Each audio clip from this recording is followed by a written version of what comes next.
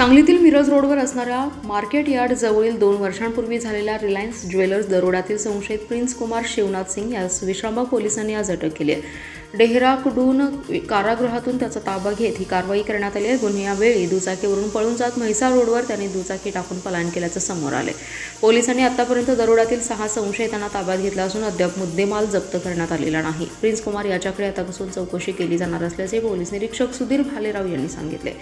Reliance jewellers या पेढीवर 4 जून 2023 रोजी दरोडेखोरांनी भर दुपारी सशस्त्र दरोडा टाकून 15 ते 20 मिनिटात 6,44,00,000 रुपयांच्या दागिन्याची लूट केली होती। भर दुपारी अत्यंत वर्दळीच्या रस्त्यावर आणि पोलीस मुख्यालयापासून हाकेच्या नियोजनबद्धरित्या टाकण्यात आलेल्या या दरोड्याने राज्यात खळबळ उडाली होती।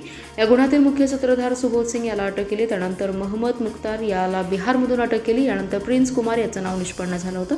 त्याच्यासह अन्य संशयितांच्या शोधासाठी एलसीबीसह विश्रामबाग पोलिसांच्या पथकाने बिहारमध्ये टळ ठोकला होता, मात्र तो पोलिसांच्या हाती लागला नाही। अखेर त्याला आज डेहराडून कारागृहातून ताब्यात घेण्यात आले। त्याच्याकडून आता कसून चौकशी केली जाणार आहे। दरम्यान प्रिन्स कुमार याला विश्रामबाग पोलिसांनी घटनास्थळी आज फिरवलं। त्यावेळी त्याने घटनेवेळी वापरण्यात आलेली दुचाकी पुरवल्याचं सांगितलं।